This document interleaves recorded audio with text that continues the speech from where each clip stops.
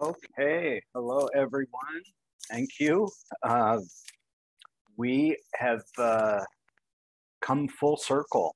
We are at the conclusion of the dawn of everything. It's taken since August, I think, July. I don't even remember.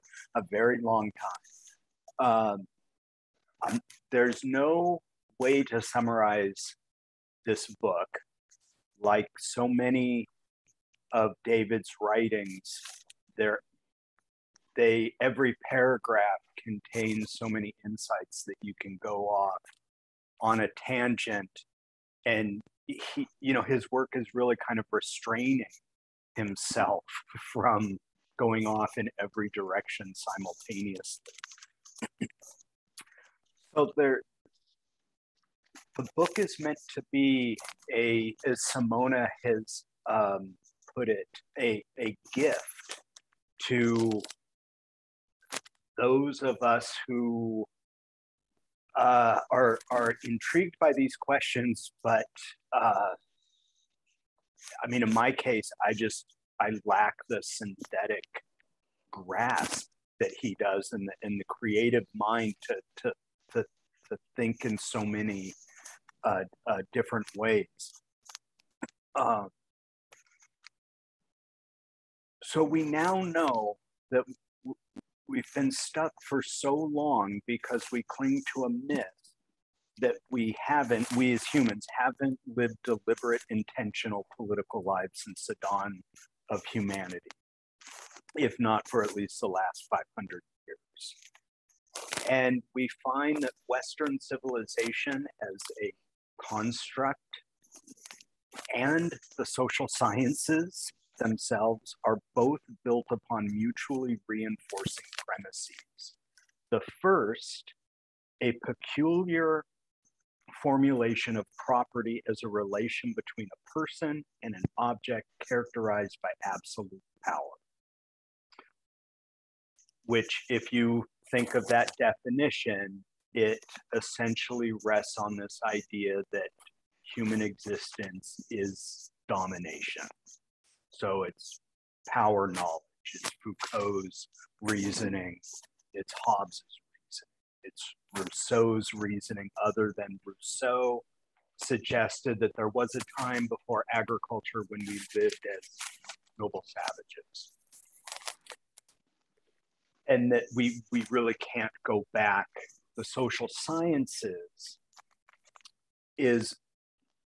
has developed in reaction to the kind of premise that Rousseau suggested, that we were pure before this fall. And so social science, whose origins trace to the Enlightenment, so-called Enlightenment, has developed to answer what is not free about us. So the social sciences has been an ongoing trajectory of how we are not free, which of course would make sense that these sorts of gestures have been played out across epochs, and that Foucault is really the most recent sort of logical extreme of that position.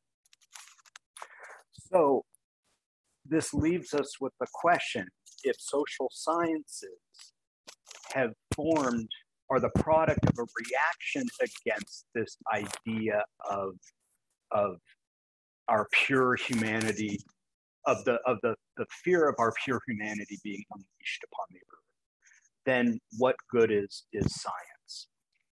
And what good is history?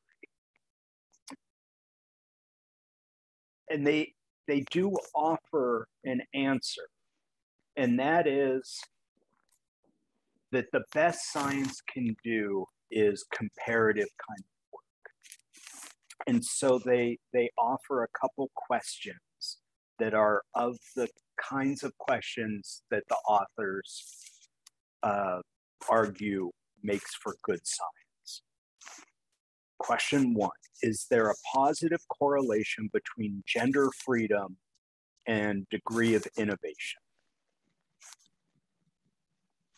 Question 2, has there been a relationship between external warfare and internal loss of freedoms that then has led to rankings of greater hierarchy?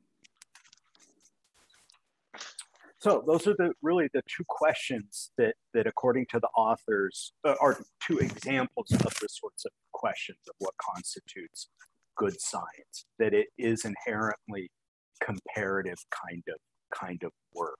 So this is an epistemology that really challenges the scientific, the conventional understandings of the scientific method, because it basically has comparison as rather than repetition.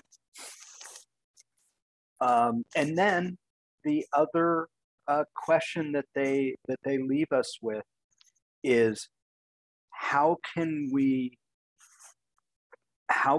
come unstuck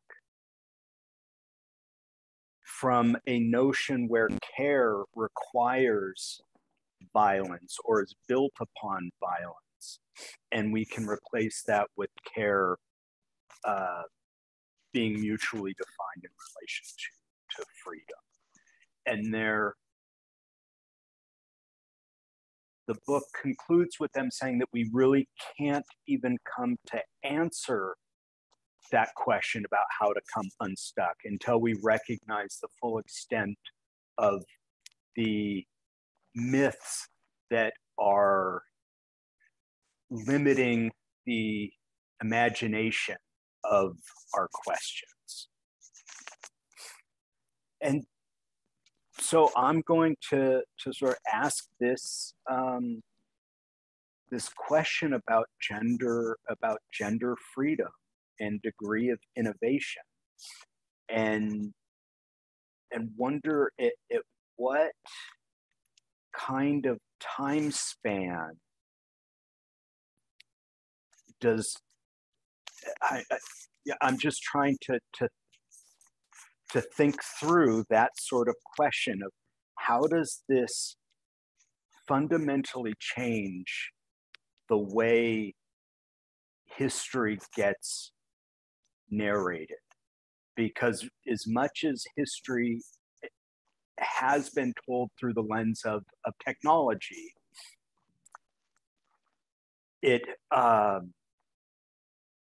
there is not a robust literature on the extent of gender freedom. And so I'm wondering, how do we go about writing that kind of history, and what does that suggest about the ways that we understand epochs of history? But if we no longer think in terms of epochs of history, then what is it that we're using as the way to think through that?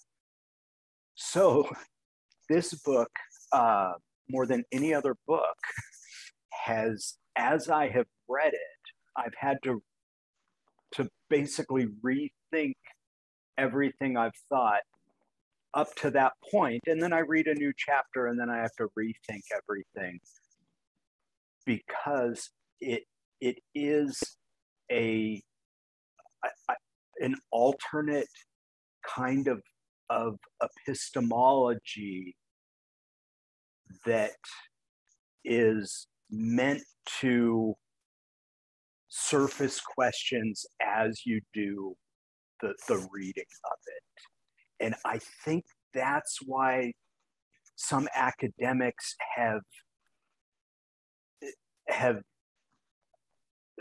they've nitpicked the book, I guess is maybe one way, or they've critiqued it as a book that it is not. And I think it's because it hasn't really been approached in the kind of playful way that the authors have intended it. Any one chapter, I think, could challenge anyone received wisdom that kind of is Western liberal thinking. And I think it's such a enormous book that it requires multiple readings. And I honestly don't know how anyone who has written a review of the book has been able to do so, because I mean, to me, it seems to require multiple readings.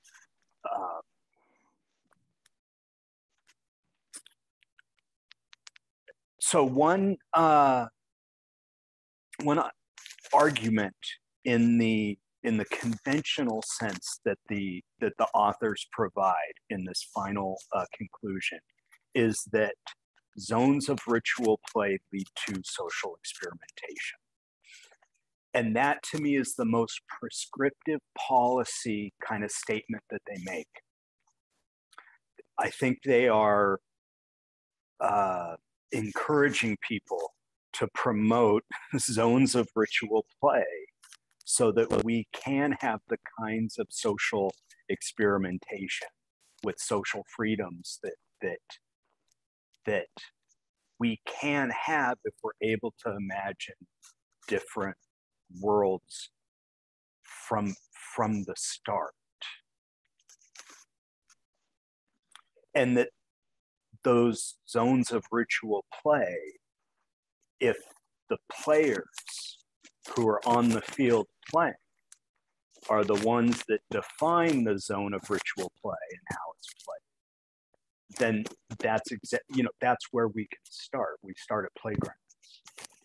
And that I find a much more attractive political project, starting at a playground,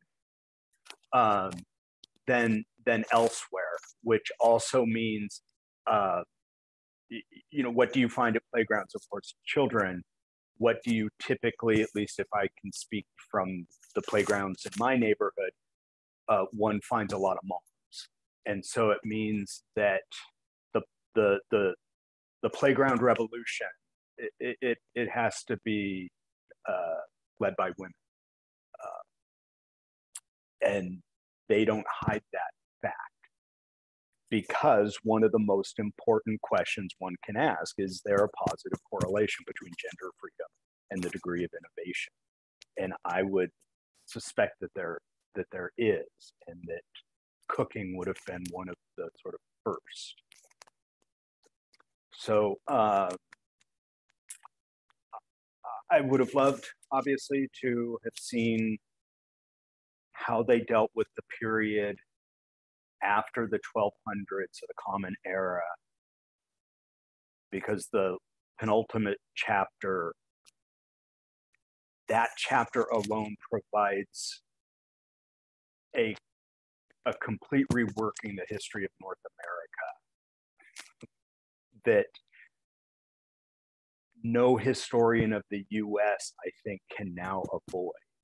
They will be able to avoid it, but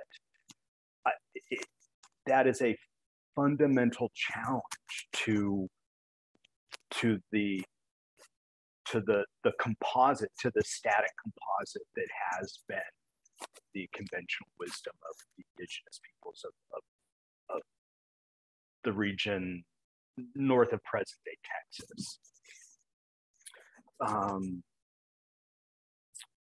So thank you for being a part of this. I'd love to hear any thoughts that people have. Where do we go from here conceptually? Because what does it even mean to talk about social science anymore?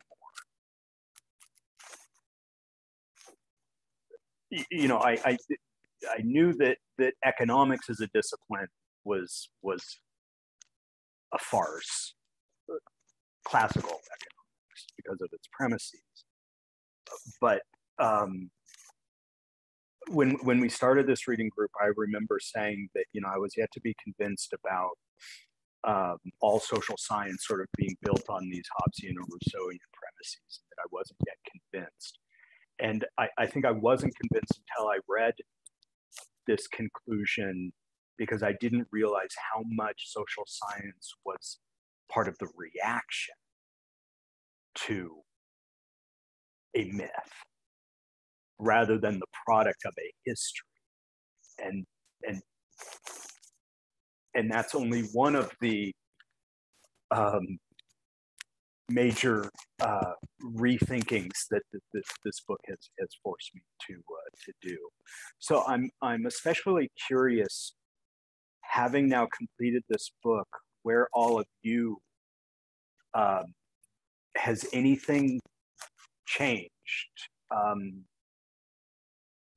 based on your reading of this book?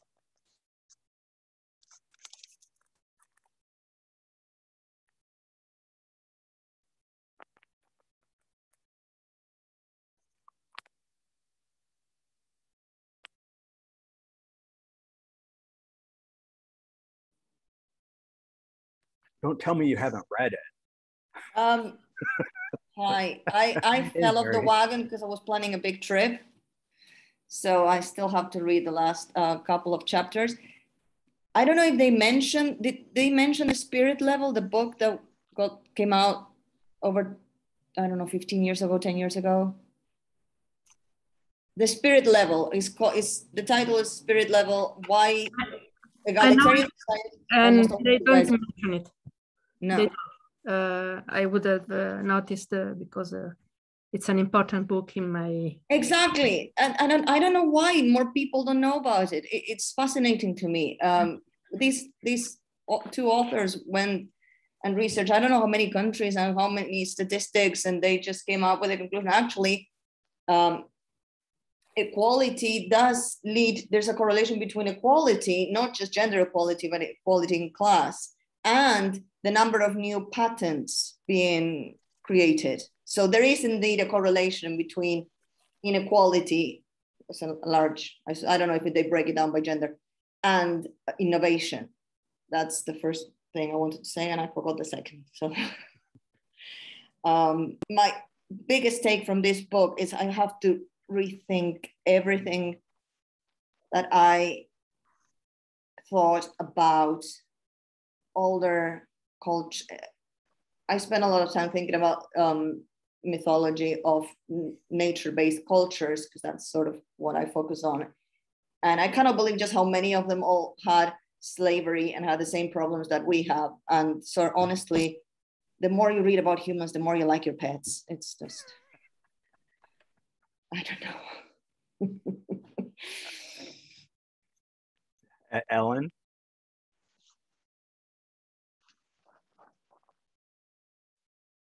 Unmuted here. To try to respond to at least one of your questions, one of the things that this book really underlines for me, I don't know how much I can apply it myself as a settler Canadian, but one of the things that's really very much on the agenda in Canada right now, perhaps because we have a somewhat larger proportion of Indigenous people, especially in the part of Canada I live in, than some other places, is that the call to decolonize has become very strong. And there's certainly an enormous amount of pushback, but it's one of the most important things we can be doing. And in terms of some contact I've been able to have, I have, some fictive kin, and I'm in a community that has a lot of Indigenous people. It's an overwhelming reality that there is a culture there that's alive and well and is doing things very differently, and is doing things in a way that we have an enormous amount to learn from. There's to pick up on one point, I mean, they actually do also do things. There's a very important ritual life, and you can think about play, and this is alive and well. People are coming together in powwows, in music, in a shared spirituality that's, you know, diverse, but also people are talking to each other and forming a different world that's really powerful. But it's also very much tied with very practical political movements that are using all kinds of different tools that they have to make the world different. Some of that is processes of care, which is so much needed because of our history of Indian residential schools and murdered and missing Indigenous women and other just terrible things that have been happening. And an incredible and growing capacity that's really just leaves a person in awe about the ability of people to come out of this kind of terrible situation and be able to take action on it. And it's culturally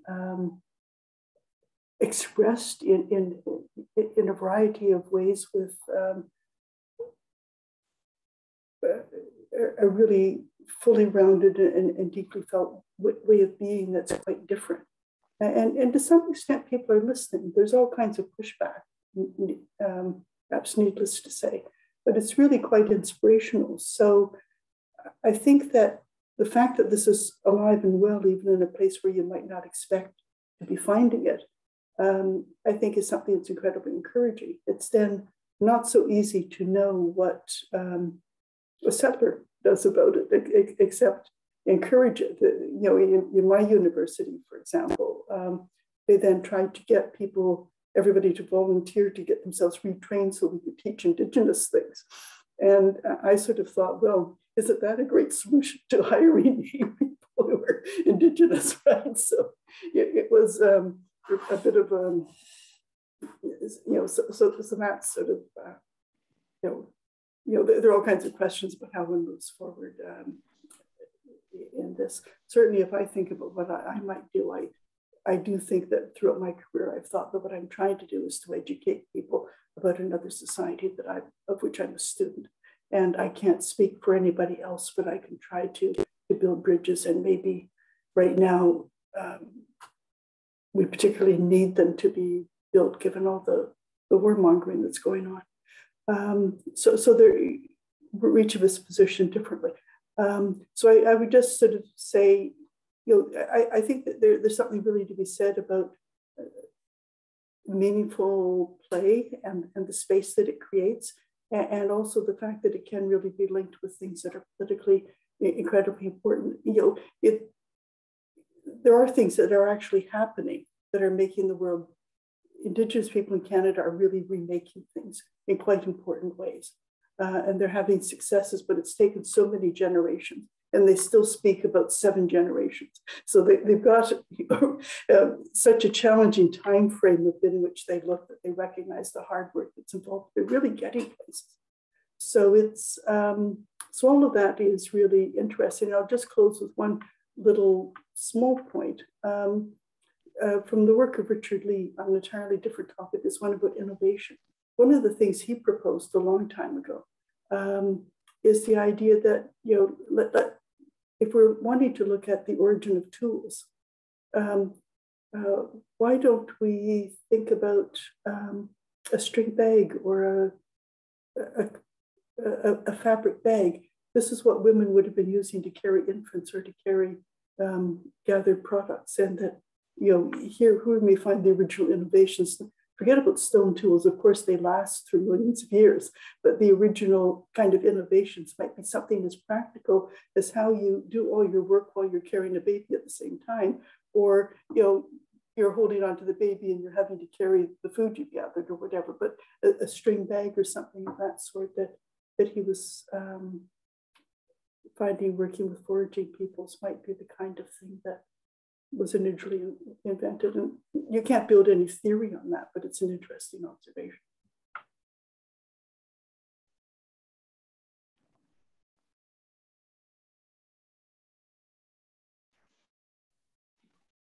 Sorry, I just want to say thank you. Oh, sorry. I was just going to say I'd finished, but I said it after the mute. So now I'm muting again.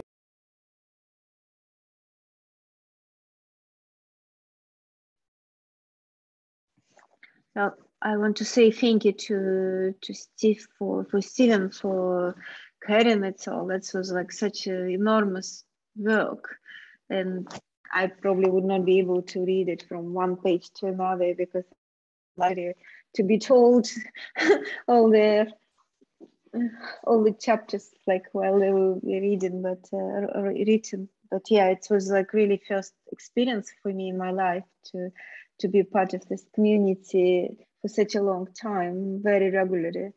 So that was like really amazing. Thank you everybody, and thank you, Stephen. Yeah, and I just wanted to have to like not answer this ground question, but to have some small question to ask about war. So that's about how the war is almost unavoidably leading to the loss of internal freedom. And that's probably what we can see now in the countries that involved in the current wars. But I remember how David was telling me how it's like after in a way success of social movements in the US, then suddenly Iraq war started, and then the September 11 things also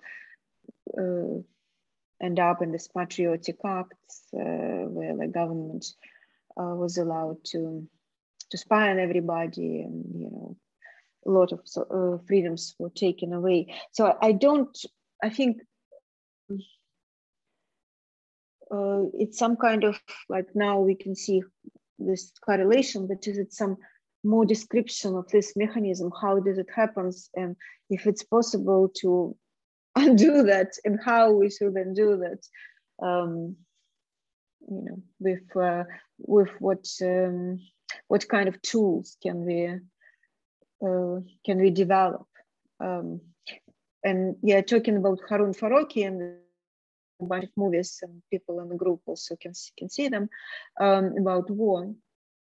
And so he was reflecting on the visual skills of how we saw the war in Iraq and Vietnam, so the war that unfolded during his time. And now this war has a very different visuality and different ways how it's presented. So yeah, but it's still fall on the same logic that kind of described in this book. You know, how like dominance is leading to certain social constructions, and how war and loss of freedoms are related. And in a way, it's like a play that we're stuck in. So if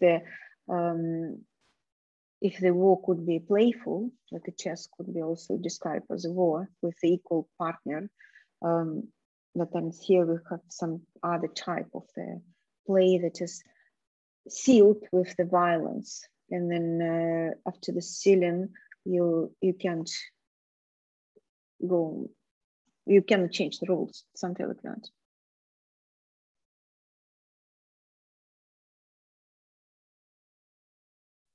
Hey, Simona.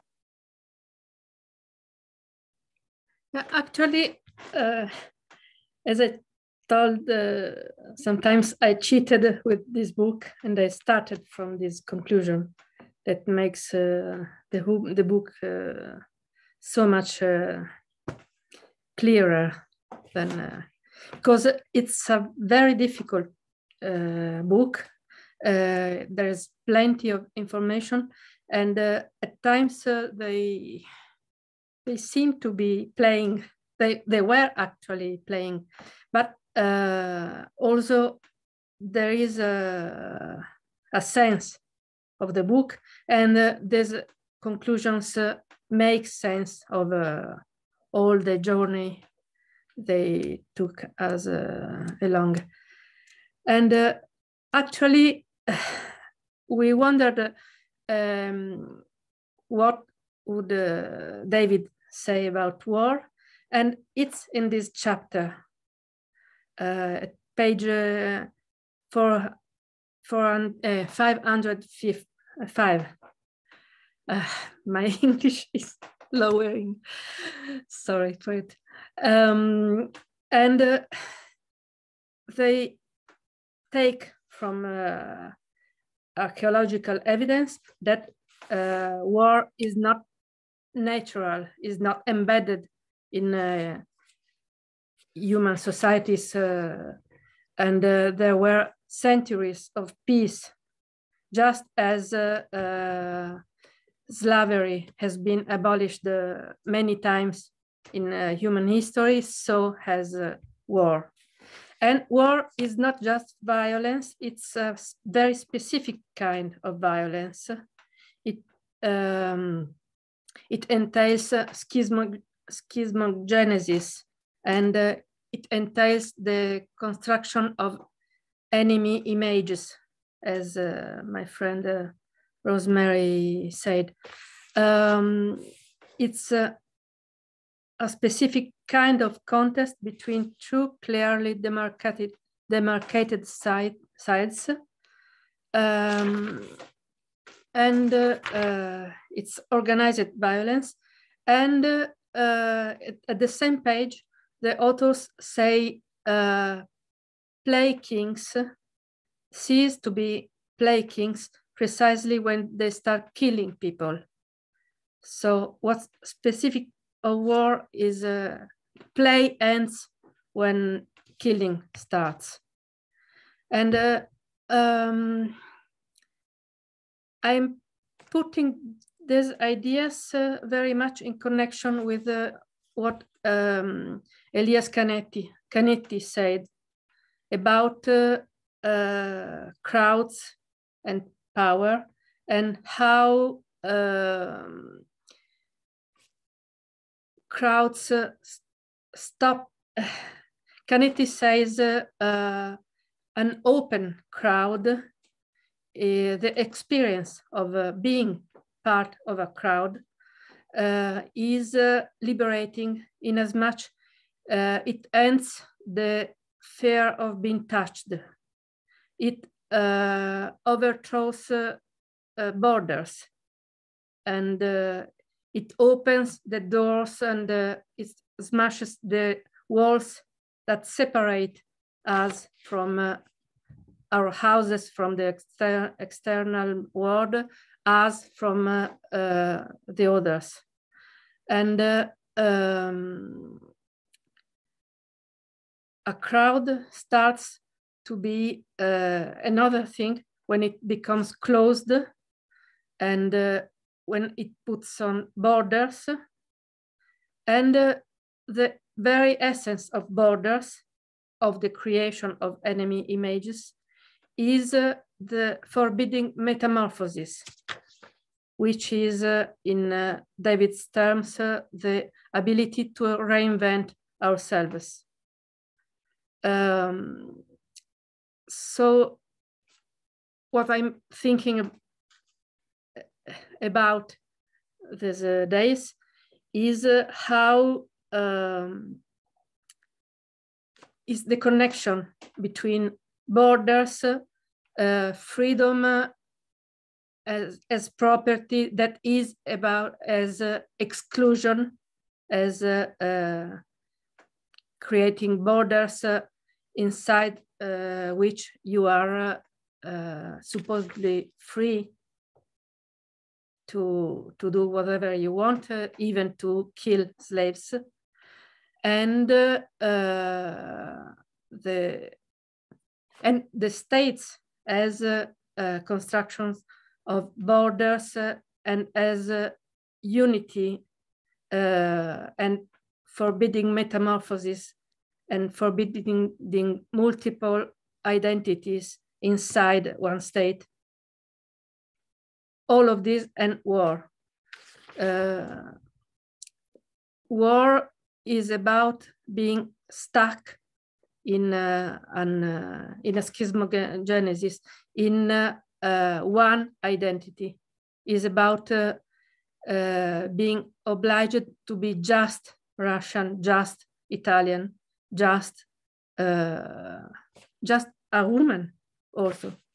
It's about forbidding the multiple identities, the crowd that is inside us, the multiplicity that constitutes our subjectivity, and that is ever moving, ever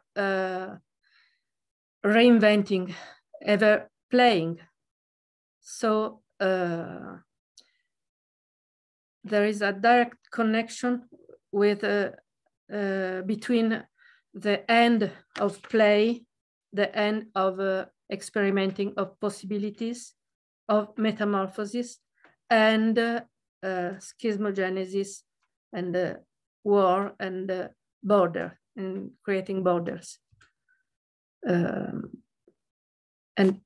this is my fundamental take from this chapter. And also about social science, what the authors say actually is social sciences are born as a reaction to the idea of, let us call them recipes for revolution, of enlightenment as the only way to plan for a change in society. And actually, it's against the idea that the only way to change society is to have a plan, to have a recipe, instead of our collective ability that lies in imagination, in tradition, in social relationships, to build something different. So I'll be quiet now.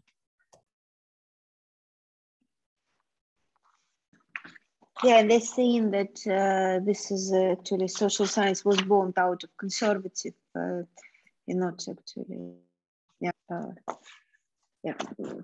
Yeah, but sorry, Mark. Yes, it is born from out of conservative thought, but because conservative thought was about proving that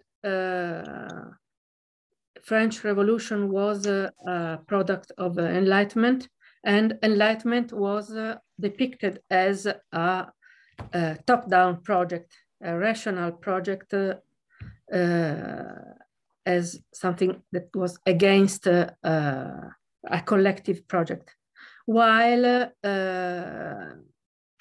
the whole idea of even of pirates and of Enlightenment was about collective, the public opinion, public discourse, and this has been totally erased from history. Our idea of Enlightenment is some knowledgeable people having a project that has to be legally enforced on society.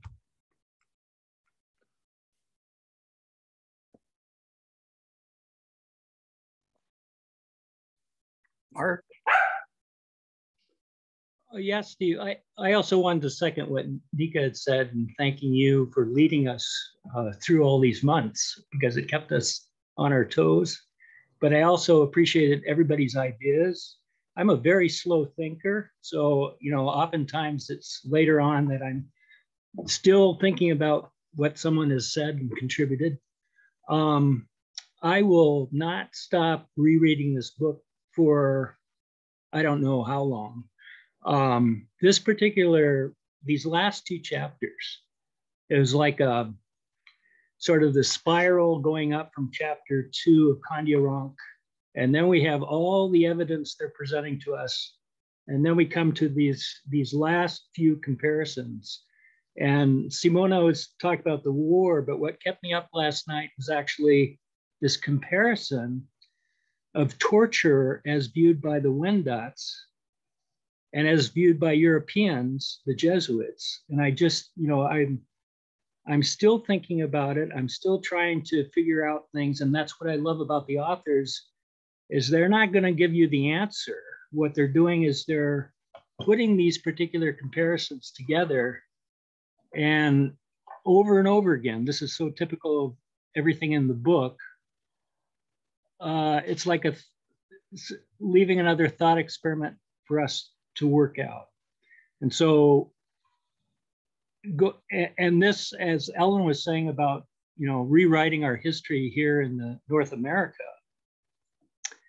this is huge. And I think some of you might have seen, I was at an elders meeting on Zoom. These were the Ojibwe from Lake Superior, and the big yellow book had come up. They didn't say the authors, but they said the big yellow book. People are finally getting things right. I mean, they're finally figuring things out. So these are the elders, from that band of the Chippewa, had brought up the David's book.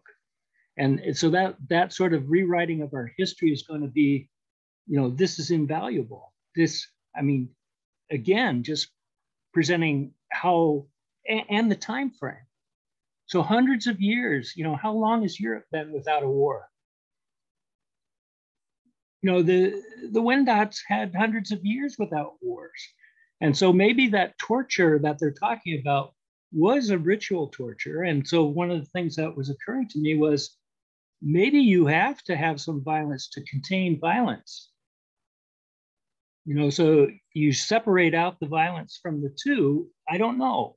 Again, they don't give us answers. And I'm, so grateful for that, in terms of motivating us, giving us tools for our imagination. So it's just, an incredible book.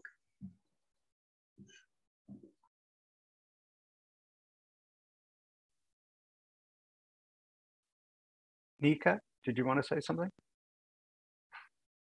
Yeah, I also it was fascinating to read about torture. But I think they're saying that it's also some kind of glitch, because there was a period when this sadistic, theatrical things wouldn't happen as well. Yeah, so I think in general, at least my feeling was always that David was believe that we actually can figure out how to live without war and without torture, and it's very much possible. Just kind of require certain, Simona said, collective framework and desire to push it. That's very necessary right now.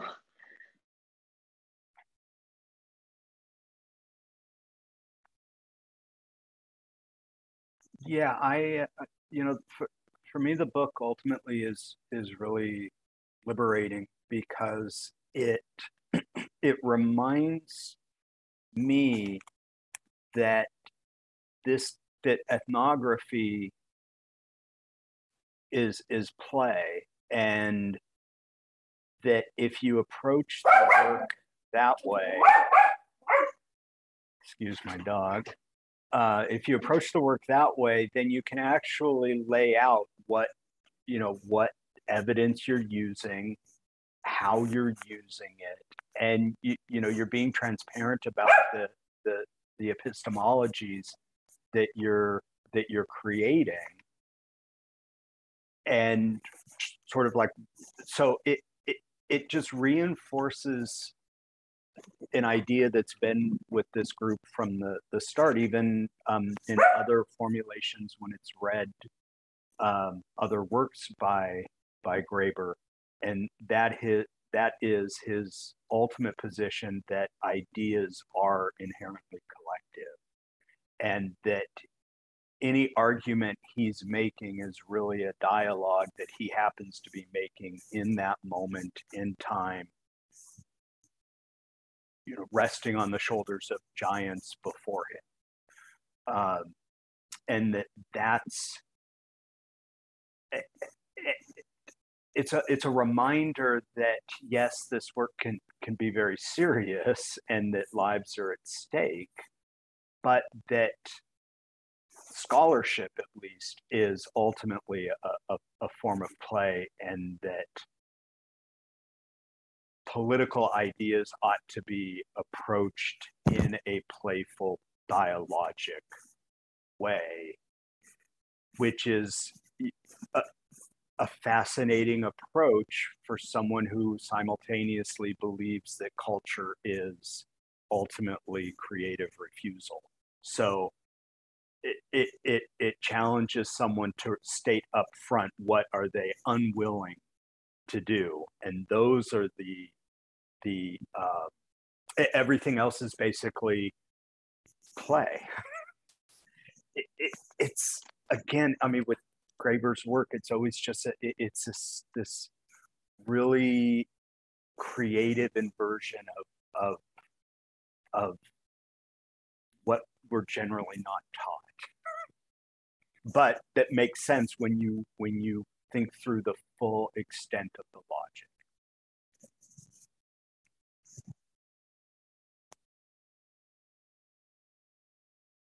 Anyone else? Let's see. Oh, yeah. Wow. Mary, did you want to? I didn't know if that was a. Yeah. I just want to say so many things. The first thing, I just to point people in this direction. The Davids frame it as play. That's a bit of a Western mindset type of framing. When you study, I think, when you study indigenous cultures, what we call play, it's part of their spiritual and rituals, their spiritual practice.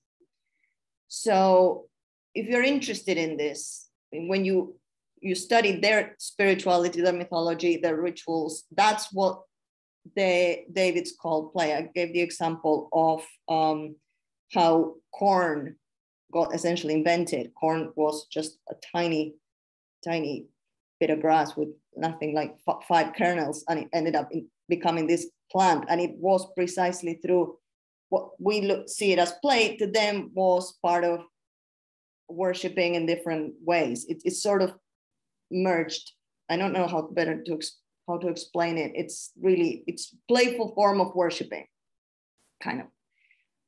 So it ties in what Ellen was saying about meaningful play. To them, it had this underlying concept of spirituality. And I'm trying to find this podcast episode, because this guy talks about what happens when cultures don't have a way of a ritual for violence, because this ritualized violence gave people an opportunity to sort of purge all these emotions, especially men. And without that, you end up with actual war. And there's a lot of studies around that, and it's a really big subject. Yeah, I'm gonna try see if I can find that episode podcast, and I'll share it with you guys. So yeah, I think I'm just very interested in not just decolonization, but the future of the conversation. I think it's going to be us finding out how Indigenous people did things better and learning things from them. And yeah, and I'm pretty sure that's we're going to discover a lot of what the Davids talk about play, and about how equality leads to innovation and all these things.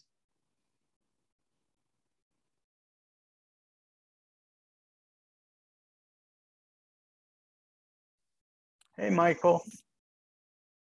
Yeah, so just, I mean, I really took to what Ellen said on the like the grass bag as a sort of a type of innovation, and that exactly how we define technology. It's always like, if there's no kind of clear definition, but you kind of think, oh, technology must be like mobile phones and missiles and electronics, and it's this cutting edge technologies, and those are what governments fund as technologies, and the technologies are funded as a way to compete in the economy with other. If we have the technology, we can be more successful. But what something, one thing was example of a pacifier that as a piece of material culture that is a technique in child rearing, whether you think it's good or bad, it's like done a huge amount for women in terms of child rearing and people don't think of something like that as a technique, as a technology. So I think, I guess my kind of take on the book is this interesting that this claim that gender relations and war in particular are used to build power dynamics, and in that care gets conflated with a type of violence or a type of control, and that builds into people an inability to imagine the world in a particular way or alternatives. And that this book, it doesn't really claim that it just says something's gone wrong and we now live in a world where there's all of these hierarchies. In many ways, that's quite clear. You can see a continuum of the Roman Empire to now, since, they study the classics in Oxford and learn Latin in order so they can then get a job in the banking industry. It's quite that you can see that continuum of a kind of violent culture carrying on, and that people are learn not to know and learn not that somehow that these kind of thing, that another world isn't possible, another type of politics, another type of economics, another type of university, another type of social science, and so I guess that's the thing that I think is great about this book. Obviously, the discovery of Candaroc is marvelous, but I don't know if really David Graeber discovered Candaroc. He just sort of made it public. He was lucky enough to be successful as a big intellectual and then go and find what other scholars had done, a lot of Native American scholars. So that story of Mark saying, yes, they were talking about the big yellow book and saying that people have are now starting to understand what's been going on. So in some sense, the book isn't, it is amazing for being the amount of circulation it's got, and it's amazing for undoing really a myth that it got on the New York Times bestseller list, and now everybody's discussing it and everybody's saying, wow. And it's very well timed, because people are like, oh, it's a trap. What are we going to do? We've got climate change and war, and technology is going to, there's no way out. It's just going to be a big disaster. And then there's this kind of claim, well, actually, we don't really know what the way out is, but we definitely know that lots of people have been creative. And here is a way to talk about that. Some of the, questions that social science could be asking around gender relations. There's a huge literature on gender relations, and it is already widely acknowledged, even in major institutions like the United Nations or the World Economic Development Forum. They always talk about, the rights of women in in developing countries, and how that would, that would improve the economy, all of those things. So these issues are already there, already acknowledged, even if they're suppressed at the same time. And this book is a great opportunity for people to kind of yes, we knew a lot of this stuff, didn't we? But it's really not just attacked the scholarship, because if you look closely, a bunch of people would agree probably with the scholarship. A little bit harder to say that it's not inevitable that we have this kind of problem. They've made the argument that it's not inevitable. I think a lot of people will still feel that it might be inevitable, because they do say, well, how did we get stuck in this way? They do raise that issue. And it's, in many ways, the book is, when you read between the lines, it's a bit depressing about how difficult things have been in many ways. But they've told the story not in a miserable way that all these bad things happened. They've told the story that all these bad things happened with the possibility of that not being the case, and that it's still the possibility of that not being the case. So rethinking, social relations on these ways, and trying to think what would our social science or our ideas be, And I guess I'm quite sympathetic to social science in the sense that they're meant largely social science, and all the academics in general are quite liberal. Like the Republican Party tried to shut down political science in America because they said political science shouldn't be funded because the political scientists weren't saying things that they agreed with. So there are definitely lots of lefties in many ways. It still becomes a bit of a problem because the government funds universities. Universities are ultimately state institutions. The government funds new technology. Then the kind of funding for development of technology is often centralized in universities and focused on things that particular people need. So looking at that relationship of how we forget and how our relations are become a way that we can't imagine something else, I think is one of the key parts of this book. And so looking at, and tying that to innovation at the end, I didn't really see until Ellen said that, until Steve brought it up as a specific point. I had it with one of my little tags in my book, that point that Steve said, that here's one of the key lessons. What is women's relationship to innovation in a society? And Mary's remarks on the spirit level, having actual statistics about that is great.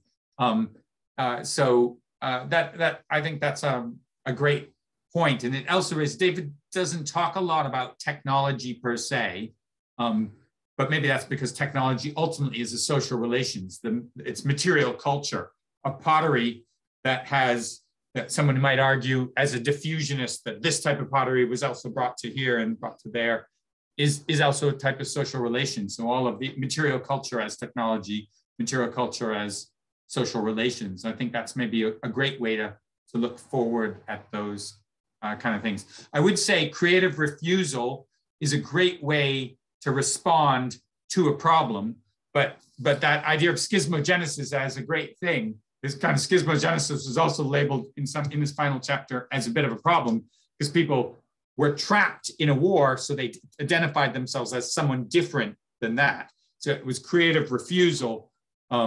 So in some sense, in the book, they're not that excited about equality, right, as a term, because equality was sort of like what you did when you lost the freedom and free play in society, where people could all be different, not necessarily equal to each other, but different. But then when violence came in, people tried, and hierarchy was structured, then you had to, as a response, you refused that and tried to do equality, and it became very measured. We're all equal, but how do we create ways to stop that? So it's, in some ways, that kind of, the schismogenesis is a response, and the creative refusal is this great term that you're not trapped in a reaction to violence by using violence. You've negated me, I'll negate you, but you're escaping. So they really don't focus on justice like we'll defeat the enemy. Their images escape, right? Which makes it a tough thing, because we now live in a global society where like satellites watch us all. But the current state of anti-globalization is very strong. Both the right wing and the left wing have populist movements that are resisting globalization, saying we want safety, we want protection, and they want protection from the capitalist liberal, neoliberal extremism, where banks can go to every country and use it as a resource. And that has resulted in unemployment and resulted in poverty, wealth differentials, kind of bad, a lot of technologies that are not very useful, like an internet that can surveil you, rather than the internet that really focuses on us being able to link from many countries like we are doing right now and be able to communicate. So that kind of resistance is actually a claim for freedom. The fight against the neoliberal globalization is an attempt to escape. It's quite hard to find new places to escape, because you can't just go, let's just pick up and go to the wilderness and build a new home, right? There's not as many wildernesses left. But like that image of freedom, maybe we can kind of claim some of the resistance to globalization is an image of freedom.